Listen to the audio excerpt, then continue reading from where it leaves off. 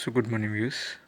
ఈరోజు తెలంగాణలో అత్యంత ఫేమస్ అయిన మేడారం జాతర గురించి తెలుసుకోవడానికి ప్రయత్నించేద్దాం. ఈ జాతరని సమ్మక్క సారక్క జాతర అని కూడా పిలుస్తారు. సమ్మక్క సారక్క జాతర అని పిలుస్తారు. ఈ సమ్మక్క సారక్క జాతర అనేది గిరిజన జాతర. గిరిజన జాతర అయినా కూడా గిరిజనేతర ప్రజలు కూడా ఇక్కడికి విచ్చేసి మొక్కుబడులు సమర్పిస్తారు. అదేవిధంగా ఈ జాతర అనేది ప్రతి 2 సంవత్సరాలకు ఒకసారి జరుగుతుంది. అండ్ మాఘశుద్ధ పౌర్ణమి, ఫిబ్రవరిలో మాఘశుద్ధ పౌర్ణమి రోజు ఈ జాతర మొదలై 4 రోజులు ఈ జాతర కొనసాగుతుంది. అదేవిధంగా గతంలో అయితే వరంగల్ జిల్లా, ఇప్పుడైతే ప్రజెంట్ అయితే ములుగు జిల్లాలో తాడ్వాయి మండలంలో మేడారం గ్రామంలో ఈ జాతర జరుగుతుంది. ఈ జాతరకి తెలంగాణ రాష్ట్ర ప్రజలే కాకుండా వేరే పొరుగు రాష్ట్ర వాళ్ళు కూడా ఇక్కడికి విచ్చేస్తారు. అందులో మహారాష్ట్ర, ఆంధ్రప్రదేశ్, మధ్యప్రదేశ్, ఒరిస్సా, జార్ఖండ్, ఛత్తీస్గఢ్ రాష్ట్రాల నుంచి కూడా లక్షలాది మంది ప్రజలు విచ్చేస్తారు. అంటే నియర్లీ 1,00,00,000కి పైగా ఇక్కడికి తెలంగాణ మేడారం జాతరకి విచ్చేస్తారు. కాబట్టి అత్యంత పెద్ద జాతర అని చెప్పుకోవచ్చు. అలాంటి జాతరని 1996లోనే సమైక్యాంధ్ర పాలనలో దీన్ని రాష్ట్ర పండుగగా గుర్తించడం జరిగింది. అదేవిధంగా ఆసియాలోని అతిపెద్ద గిరిజన జాతర అని ఈ మేడారం జాతరని యునెస్కో వాళ్ళు కూడా గుర్తించడం జరిగింది. అలాంటి జాతర చాలామంది వస్తారు కాబట్టి ప్రయాగ్రాజ్లో జరిగే కుంభమేళం తర్వాత అంత పెద్ద జనజాతర కాబట్టి దీన్ని తెలంగాణ కుంభమేళం అని కూడా పిలుస్తారు. అంటే అక్కడ కుంభమేళం ప్రయాగ్రాజ్లో జరుగుతుంది. ఆ కుంభమేళం తర్వాత అంతా ఆసియా ఖండంలోని అతిపెద్ద 2వ జాతరగా పిలుస్తారు. కాబట్టి తెలంగాణ కుంభమేళం అని కూడా పిలుస్తారు. అదేవిధంగా ఇక్కడ గద్దెపైన ప్రతిష్ఠించిన దేవతలు సమ్మక్క సారక్కని ఎటువంటి గర్భగుడి అనేది ఉండదు. ప్రతి వ్యక్తి అక్కడికి వెళ్ళి మొక్కవచ్చు. మళ్ళీ గుడిలో ఉన్న పంతులు మాత్రం గిరిజనుల వాళ్ళే సాంప్రదాయంగా చేస్తూ ఉంటారు. అదేవిధంగా ఇలాంటి చరిత్ర ఉన్న మేడారం జాతర అనేది 900 ఏళ్ళ చరిత్ర ఉంది.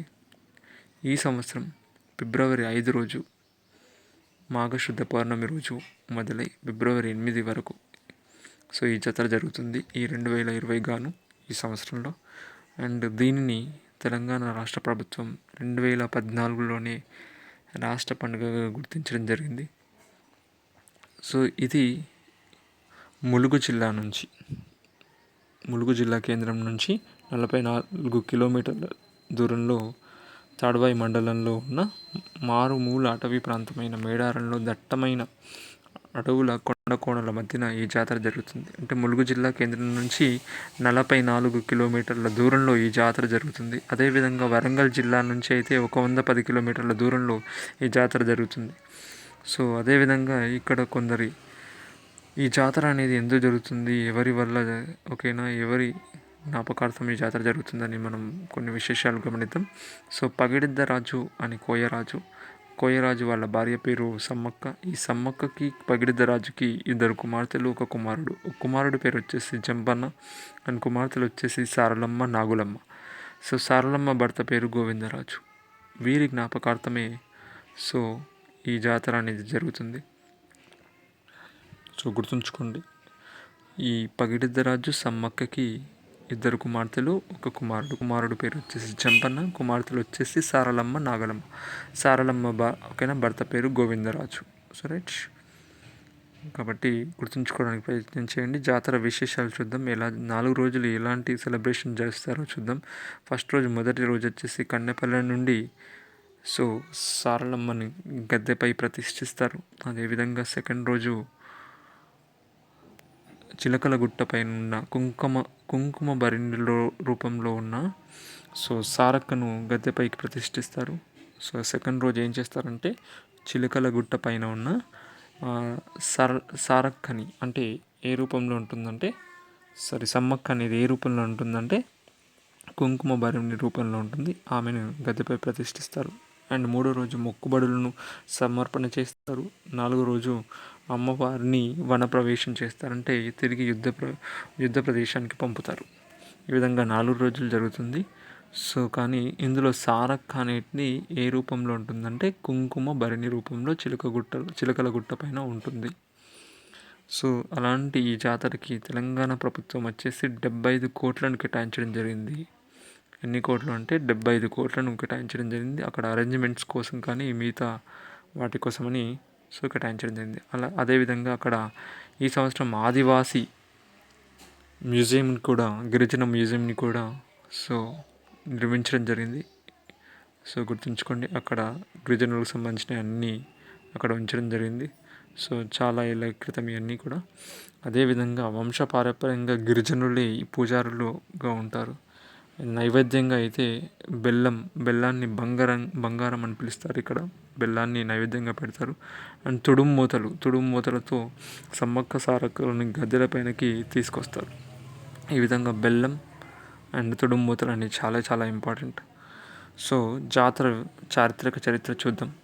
సో పగిడిద్దరాజు సమ్మక్క వాళ్ళకి 2 కుమార్తెలు అండ్ ఒక కుమారుడు. అయితే ఈ మేడారంలో కోయరాజు అయిన పగిడిద్దరాజు సో రెండవ ప్రతాపరుద్రుడు, కాకతీయ రాజు అయిన రెండవ ప్రతాపరుద్రునికి సామంతరాజుగా ఉండేవాడు. ప్రతి ఏటా పన్ను చెల్లించాల్సిందిగా ఉండేది. ఒక్కసారి కరువు కాటకం సంభవించడం వల్ల పన్ను చెల్లించలేకపోయారు. దీన్ని వ్యతిరేకించిన ప్రతాపరుద్రుడు ఈ గిరిజన పైకి సైన్యాన్ని పంపాడు. ఈ సైన్యాన్ని ఎదుర్కోవడంలో పగిడిద్దరాజు అయిన అల్లుడు గోవిందరాజు మరణించాడు. అదేవిధంగా కుమారుడు జంపన్న యుద్ధభూమిలో సైన్యాన్ని వీరోచితంగా ఎదుర్కొని తీవ్ర గాయాలపై అయ్యాడు. సైన్యం చేతిలో చావడానికి ఇష్టపడిన జంపన్న ప్రక్కనే ఉన్న సంపెంగ వాగులో దూకి మరణిస్తాడు. ఈ సంపెంగ వాగులో జంపన్న దూకడంతో అందులోని నీరంతా అతని రక్తంతో కలిసి ఎర్రగా మారింది. అప్పటి నుంచి సంపెంగ వాగుకి జంపన్న వాగు అని పేరు వచ్చింది. అంటే పూర్వం సంపెన్న వాగు అని పిలిచేవారు, బట్ ఇప్పుడు వచ్చేసి జంపన్న వాగు అని పిలుస్తున్నారు, జంపన్న పేరు మీద. సో గుర్తుంచుకోండి. కాబట్టి ఆ తర్వాత వీరమరణం తర్వాత సమ్మక్క సారలమ్మ కూడా సో యుద్ధానికి బయలుదేరుతారు. అందులో సమ్మక్క అనే మాత్రం వీరోచితంగా పోరాడి రెండవ ప్రతాపరుద్రుని సైన్యాన్ని హతమార్చుకుంటూ వెళ్ళిపోతుంది. అదేవిధంగా యుద్ధభూమిలో సైనికులందరూ చనిపోతూ ఉంటారు.